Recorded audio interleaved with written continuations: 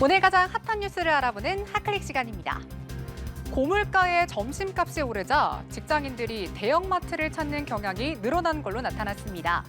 지난 1월에서 5월 이마트의 김밥, 샌드위치 등 간편 식사류 매출은 지난해 같은 기간보다 12% 증가했습니다.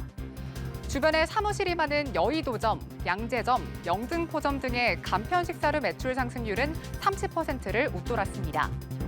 특히 이들 점포 세 곳에서 간편 식사류가 팔리는 시간대의 점심시간 비중은 12.4%로 전국 점포 평균 7.9%보다 높았습니다.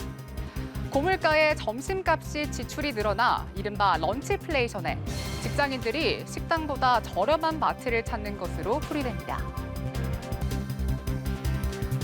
조 바이든 미국 대통령이 국제형사재판소 ICC의 이스라엘 지도부에 대한 체포영장 청구를 비난하자 배우 조지 클루니가 백악관에 항의했다고 워싱턴 포스트가 보도했습니다.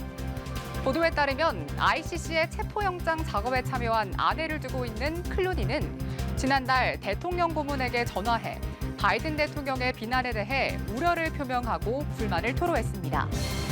그의 아내 아말 클루니는 인권운동가이자 국제인권법 변호사로 ICC의 전문가 패널에 합류해 이스라엘과 하마스 지도부의 전쟁 범죄 혐의와 관련한 증거 검토와 법적 분석에 참여했습니다.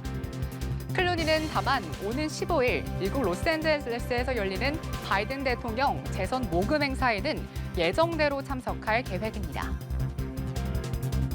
현충일에 우길기를 내걸어 공분을 내섰던 부산의 한 아파트 주민이 결국 우길기를 내렸습니다.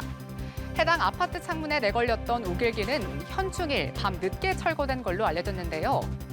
어제 이 아파트 주민이 창밖으로 우길기를 내건 사실이 SNS와 언론 등을 통해 순식간에 퍼지면서 해당 주민을 향해 비난이 쏟아졌습니다. 또 이 주민이 사는 아파트 명칭과 호실, 주민의 이름과 직업이 의사란 사실까지 공개됐습니다.